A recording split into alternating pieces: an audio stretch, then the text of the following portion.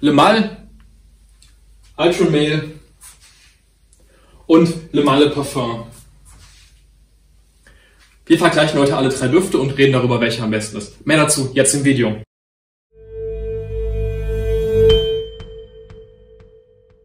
Wir beginnen direkt mit dem Job Hogotier Le Mal. Der Duft ist schon seit 1995 auf dem Markt und ist natürlich für seine ikonische Form, für diesen männlichen Körper, deswegen ja auch Le Mal bekannt. Wir haben hier einen Flakon als Matrose eingerahmt mit einem weißen Westenmuster, total schön anzusehen, total gut zu halten und auch total schön zu sprühen. Besonders als Noten stechen der Bergamott, die Lavendel, aber auch die Minze hervor. Im Hintergrund haben wir noch sehr viel Tonkabohne, das heißt, das Ganze riecht auch sehr vanillig. Da der Duft schon so unheimlich lange auf dem Markt ist, hast du bestimmt schon mal den Duft gerochen, hast ihn in der Parfümerie gesehen oder kennst jemanden, der ihn im Alltag benutzt. Und das ist auch das große Problem, was du mit dem Le Mal hast.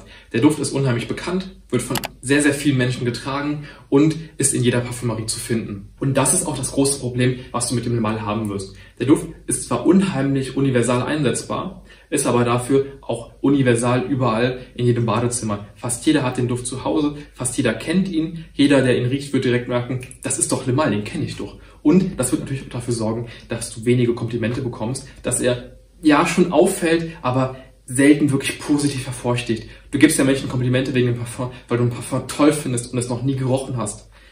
Den Le Mal kennt man aber und den hast du auf jeden Fall auch schon mal gerochen. Auch kommt dazu, dass diese Kombination von Minze, Lavendel, Bergamott, das heißt zitrische Noten und Tonkabohne mittlerweile in vielen, vielen Düften vorkommt. Das heißt, der wird sehr generisch riechen. Mittlerweile haben sehr viele moderne Parfums genau die Kombination von Lavendel mit Minze oder Lavendel mit Tonkabohne, das heißt Vanille. Trotz dessen ist die Haltbarkeit des Duftes relativ gut. Auf meiner Haut hält er so etwa 6 Stunden, riecht die ganze Zeit sehr angenehm. Man muss aber leider sagen, die Silage, das heißt die Raumeinnahme des Duftes, ist dann doch eher zurückgetreten. So die ersten 2 Stunden riecht man ihn doch schon. Im Nachhinein riecht er aber dann eher im Hintergrund, eher auf der Haut, wird sehr hautnah, zumindest auf meiner Haut. Deswegen kann ich ihn dann doch eher für den Alltag nicht empfehlen. Machen wir direkt weiter mit dem Ultramale. Der Duft ist seit 2015 auf dem Markt. In meinen Augen eine extreme Süße, eine extreme fruchtige Bombe von Job Hogotier. Das Ganze ist so gesehen die jugendliche Version von dem Le Mal. Als Noten stechen hier definitiv der Bergamott, die Lavendel und die Birne hervor. Die Birne ist auch das, was den Ultramale so fruchtig macht. Der wirkt allgemein sehr jung, sehr jugendlich, sehr raumeinnehmend, sehr laut und einfach schön synthetisch süß. Wir merken zwar, dass der Ultramale auf jeden Fall ein Nachfolger von dem Le Mal ist, trotzdem wirkt er sehr viel jugendlicher durch diese süße, fruchtige Note der Birne. Natürlich haben wir die Lavendel, die Vanille auch noch im Hintergrund, die machen das Ganze dann eben zur Duftfamilie des Le Mals. Er wirkt sehr jugendlich, sehr angenehm zu riechen, sehr lautstark und einfach präsent. Er wirkt einfach sehr extrovertiert, der Duft. Untermauert wird das mit der Haltbarkeit und der Silage. Der Duft hält wirklich den ganzen Tag. Ich sprühe mir den morgens auf die Haut und der hält bis abends und der projiziert auch bis abends. Es ist wirklich unfassbar, ob ich jetzt Sport mache, ob ich unterwegs bin, ob ich mich viel bewege. Ich weiß gar nicht, wie der das macht, ich weiß gar nicht, was es macht. Der hält ewig, der ist laut, der wird wahrgenommen und ihr werdet dafür Komplimente bekommen. Besonders beim Clubben, beim Ausgehen, beim Feiern wird der Ultramale euch der beste Begleiter für den ganzen Abend sein. Ich brüte ihn davor auf und er wird die ganze Zeit halten. Ihr werdet Komplimente dafür bekommen und ihr werdet auffallen. Die Stärke vom Ultramale ist definitiv das Clubben, das Ausgehen und das Feiern. Wenn ihr den abends aufsprüht, wird er euch die ganze Nacht halten, ohne Probleme. Ihr werdet wahrgenommen, der wird laut projizieren und ihr werdet gerochen. Und oh boy, ihr werdet so viele Komplimente damit bekommen, weil er riecht jugendlich, frisch. Die Birne macht es einfach so angenehm, die Lavendel rundet das Ganze ab und die Vanille gibt dem Ganzen noch so einen Backbone, der es einfach so schön zu riechen macht, so wohlig warm. Man möchte am liebsten diesen Duft umarmen. Es ist einfach so schön zu riechen. Vom Ultramale geht es direkt weiter zum Le Mal Le Parfum. Der ist seit 2020 auf dem Markt. Hat in den Kopfnoten Kardamom, Lavendel und Iris.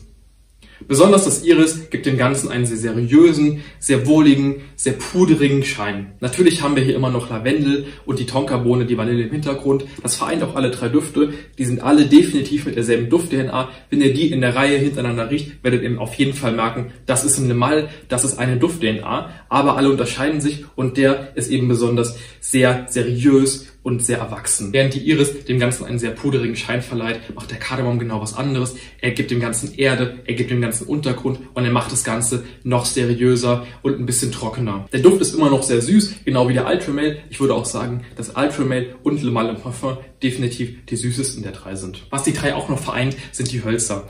Während wir hier einen sehr, sehr starken Holz im Hintergrund haben, der auch teilweise nach vorne dringt, haben wir im Le Male und im Ultra Male dann doch die Holznoten eher im Hintergrund, die dann doch eher im Tri-Down nach vorne kommen.